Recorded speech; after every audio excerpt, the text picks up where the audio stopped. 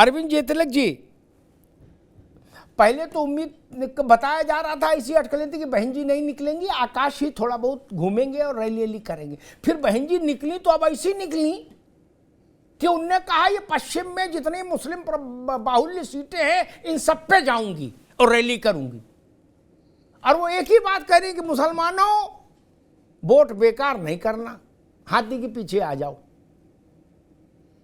इसका क्या, मायावती की ये जो बड़ी सक्रियता है और आकाश आनंद का सीधे बाबरी मस्जिद तक पहुंच जाना, कलियर शरीफ तक जाते, देवबंद तक जाते तब भी बात समझ में आती, वो सीधे बाबरी मस्जिद ही निकल गए। आज तक किसी नेता ने बाबरी मस्जिद का तो बा नहीं बोला। पहली बार आकाश बोल रहे हैं कि बाबरी मस्जिद बनेगी तो मैं खड़ा होऊंगा जाके। और पश्चिम में चुनाव है जहां 30% से लेकर और 55% तक मुसलमान हैं। कैसे देख रहे हैं अरविंद भाई? अमिताभ जी देखिए, अभी कल 14 अप्रैल को बहुजन समाज पार्टी 40 साल की हो गई। अब वो 40 साल वाली पार्टी की जिम्मेदारी जो है 29 साल के आनंद और 68 साल के मायावती के कंधों पर है। अब अकेले मायावती नहीं है, उनके पास जो है उनका उत्तराधिकारी के तौर पे एक सशक्त जो है युवा भी सामने है, जिसके जुबान में एक तासीर है, जिसकी अभी बात आप कर रहे थे। जितने दमखम के साथ उन्होंने जो है बाबरी मस्जिद के सवाल को उठाया है, आपने बिल्कुल सही कहा कि सभी लोग अब बच रहे थे। राम मंदिर निर्माण के बाद किसी की हिम्मत नहीं थी, लेकिन जिस तरह आनंद ने उठाया उसका सीधा अर्थ है कि अब बहुजन समाज पार्टी के लिए डू और डाई, यानी जो पश्चिम का जो क्षेत्र है वो वाटरलू से कम नहीं है। आप देखिए ये वही क्षेत्र है जहां पे बहुजन समाज पार्टी जो है जो 10 सीटें पाई है उसमें 4 सीटें हैं सहारनपुर, नगीना, बिजनौर, अमरोहा। और यही से मायावती जो है पूरी तरह से आक्रामक हुई है, क्योंकि ये पहला चरण है। वो अच्छी तरह जानती है कि अगर यहाँ जो है टेम्पो हाई हुआ तो निस्संदेह जो है बलिया तक जाते जाते बहुत कुछ उनके मुट्ठी में आ सकता है, यानी एक लड़ाई को जो है अलग धार दे सकती है। और उन विपक्षी दलों को जो है विशेष रूप से जो समाजवादी पार्टी मुख्य विपक्षी दल है, अब कहीं ना कहीं उसके ऊपर भी बढ़त बनाने की कोशिश करती हुई वो दिख रही है। और जिस तरह उनके जो लेफ्टिनेंट है, ब्रिगेडियर है या हाजी याकूब जैसे वह लोग वो सीधे कह रहे हैं, अखिलेश यादव को दोषी ठहरा रहे हैं कि आज अगर उत्तर प्रदेश में मुसलमानों की जो दुर्गति हुई है या जो कुछ उनका नुकसान हुआ, इसके लिए एक मेव जो है अखिलेश यादव जिम्मेदार, यानी सीधे तौर पे उनके सामने दो है, एक तो भाजपा को हम हराएंगे और ये दुर्गति के लिए अखिलेश जिम्मेदार। एक ठीक से वो कई निशाने करते हुए ठीक। अरविंद भाई दोबारा मैं आता हूं। आजम खान साहब, हाजी याकूब कुरैशी पश्चिम का बड़ा चेहरा है मुस्लिम पॉलिटिक्स का कम से कम, और बसपा के पुराने प्लेयर हैं, कई चुनाव लड़े, कई जीते और हारे भी, मतलब राजनीति के पुराने चावल हैं।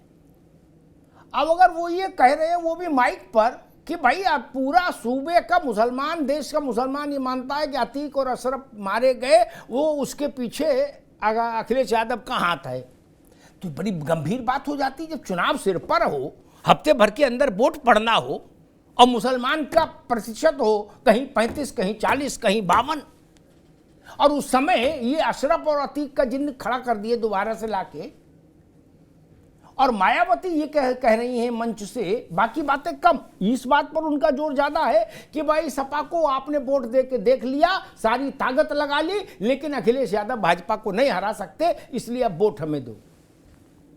क्या इस अब बीएसपी और एसपी के बीच में भाजपा से लड़ने की बजाय मुस्लिम वोट की खींचतानी की आपसी लड़ाई दिख रही है? आजम खान साहब।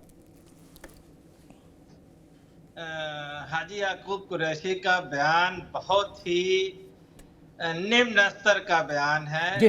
न केंद्र में सपा, सुनिए सर, न केंद्र में सपा की सरकार है, न राज्य में सपा की सरकार है, न सपा के पास सीबीआई है, न ईडी है, न एनआईए है, न पुलिस प्रशासन है।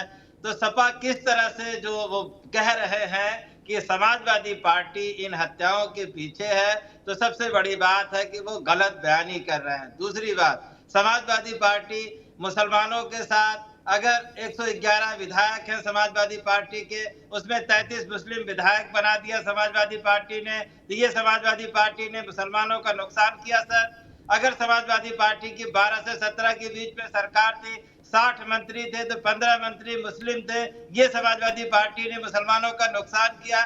समाजवादी पार्टी की सत्ता थी तो अगर सभी के साथ साथ मुस्लिम समाज का भी सुनवाई होती थी तो क्या ये मुसलमानों का नुकसान था? शायद वो कहना कुछ और चाहते हैं, कह कुछ और जाते हैं।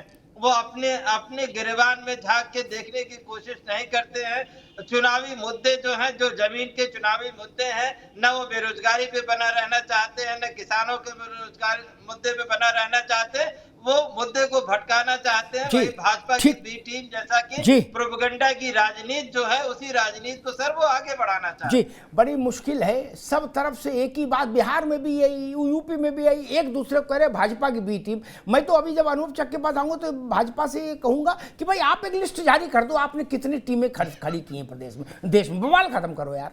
मायावती करिए अखिलेश बी टीम है, अखिलेश यादव करे मायावती बी टीम है। बड़ा कंफ्यूजन है।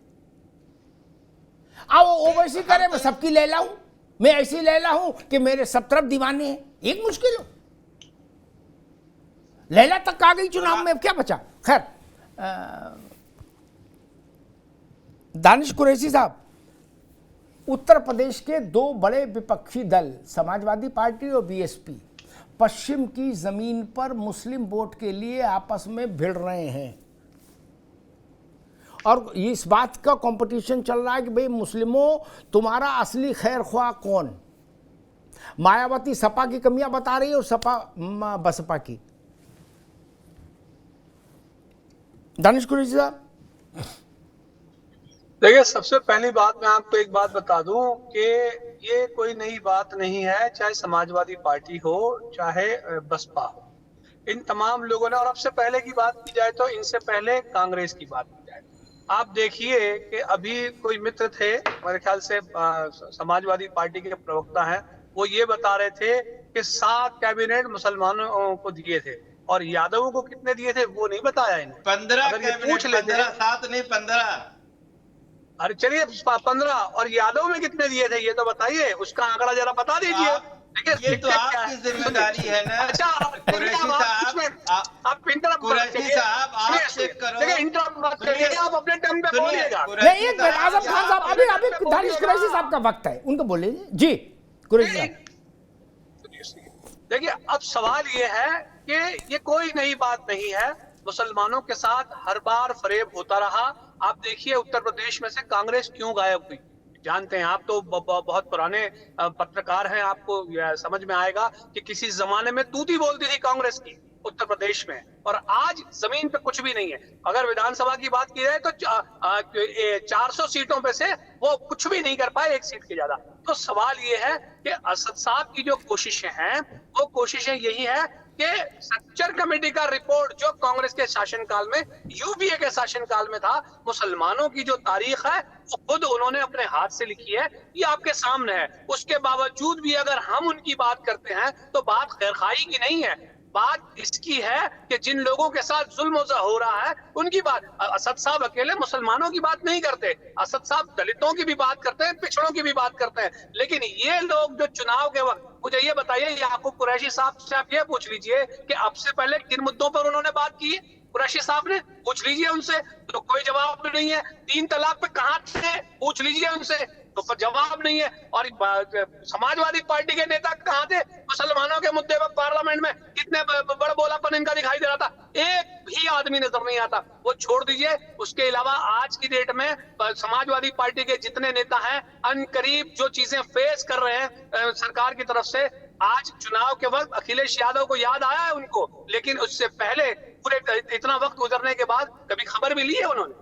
और अगर बात सीबीआई और ईडी की बात की जा रही है तो मुझे ये बताइए कि इतने सारे आरोप जो हैं अखिलेश बाबू पे लगे, क्या उनके वहां पहुंची अभी तक सीबीआई या ईडी? अभी तक तो नहीं पहुंची। अच्छा, पहुंचेगी या नहीं पहुंचेगी? तो ये सवाल हमसे तो पूछते हैं कि ओवैसी साहब के लोग क्या कह रहे हैं, या आप बी टीम है या सी टीम है, लेकिन आप तो तय कर लीजिए कि आप मुसलमानों के साथ ईमानदार है या नहीं है, दलितों के साथ ईमानदार है या नहीं है। ठीक, दानिश कुरैशी साहब का यानी एआईएमआई का कहना है कि पहले आप यानी सपा और बसपा ये तय कर ले कि वो मुसलमानों के साथ कितनी दूरी तक चलने की स्थिति में है और कितनी शिद्दत से खड़ी है। मैं बीजेपी के पास चलूँगा, अनुभव चक साहब हमारे साथ हैं। अनुभव चक जी, बड़ा मुश्किल है भाई, हर विपक्षी पार्टी दूसरे से के लिए आपको आपकी बी टीम बता रही है। आपने इसे नहीं होता कि मतलब कितने आपने टीमें गठित कर दी। ये तो पहले रॉ वगैरह में होता था कि भाई अंडर कवर छोड़े जाते थे, आपने राजनीति में अंडर कवर चला दिए। मायावती कह रही अखिलेश यादव है बी टीम, अखिलेश यादव कह रहे मायावती सर्टिफाइड बी टीम है, AIMI कह रहे ये दोनों बी टीम है, और ये दोनों कह रहे कि ओवैसी सबसे बड़े बी टीम है। मसला क्या है भाई?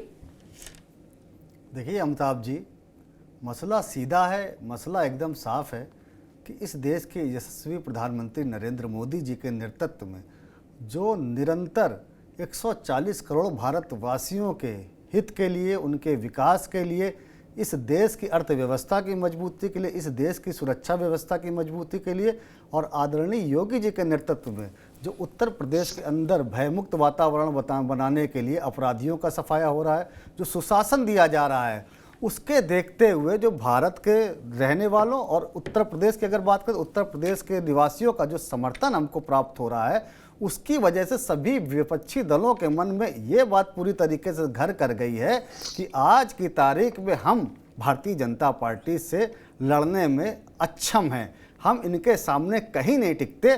तो इसलिए आज की तारीख में भारतीय जनता पार्टी से लड़ाई करने से अच्छा है कि हम एक दूसरे से लड़ें, एक दूसरे के ऊपर तलवार चलाएं, और किसी तरीके से येन केन प्रकारेण हम नंबर 2 की स्थिति में तो आने में सक्षम हो जाएं।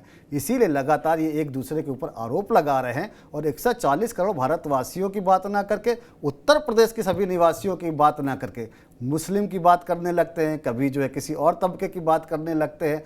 इनको पीड़ित के रूप में मुख्तार अंसारी और अतीक अहमद तो दिखाई देते हैं, लेकिन जिन निर्दोष नागरिकों की, जिन बेगुनाह नागरिकों की इन माफियाओं ने हत्या की, वो इनको नहीं दिखाई देते हैं। अजीब सा इन्होंने माहौल कर रखा है, बी टीम सी टीम। अरे आपको जिसका बी टीम बनना हो, सी टीम बनना हो, आप लोग बनते रहो, लेकिन कम से कम इस प्रदेश, इस देश के जो मूल निवासी है, जो यहाँ के रहने वाले लोग हैं, उनके विकास के लिए अगर कोई काम कर रहा है तो उसको सराहो। कम से कम आपस में तलवार चला रहे हो, चलाते रहो, लेकिन मुख्तार और अतीक को कम से कम नायक के रूप में पेश करके चुनावी मैदान में उतरना, ये कोई अच्छी बात नहीं है, इससे आपको बचना चाहिए।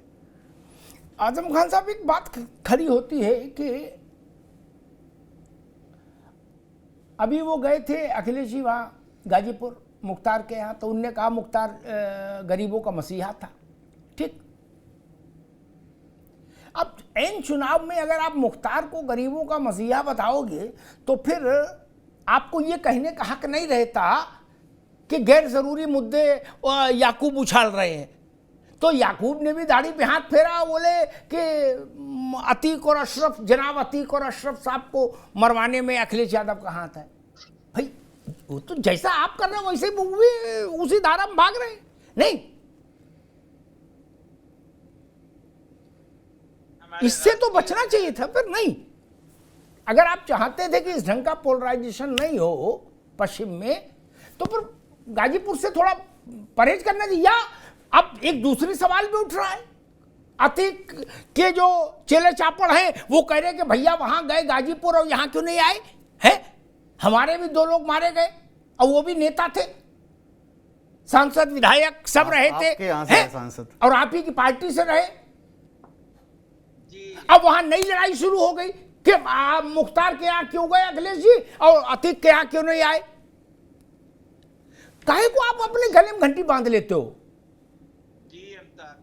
अब कोई तो आपका कुर्ता फाड़ेगा। भाई मुख्तार वाले ने आपको अखरोट खिलाए, समझ में आता है, लेकिन ये कुर्ता फाड़ेंगे अतीक वाले।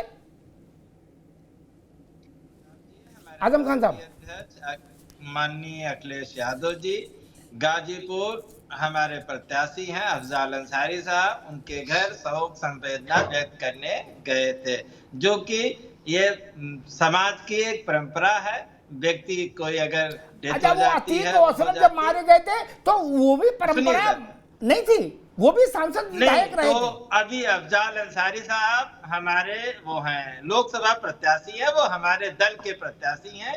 अतीक और अशरफ साहब हमारे दल के आज के नेता नहीं रहे हैं। जब कभी रहे होंगे वो बहुत सारी जगहों पे रहे हैं, तो इसलिए जो दल के हैं और हमारे प्रत्याशी हैं, इसलिए वो वहां गए थे।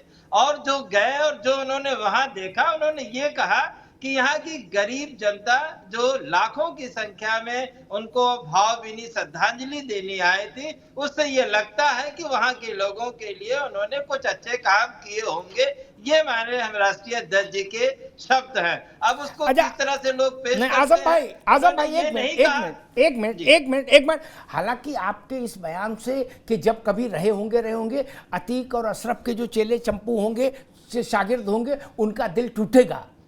वो आपको अपना मानते थे, इतना अपना मानते थे कि नेताजी की, अरे सुनो भाई, अरे रुको भाई, नेताजी सीएम थे, ये लाड़ दुलार था, अपनापा था कि अतीक कुत्ता लेके चढ़ गया मंच पे और मुलायम सिंह के हाथ में कुत्ते की टांग दे दी, बोले हाथ मिलाओ इससे। ये अपनापा ही था। ऐसा अपनापा कहाँ किसमें होता है?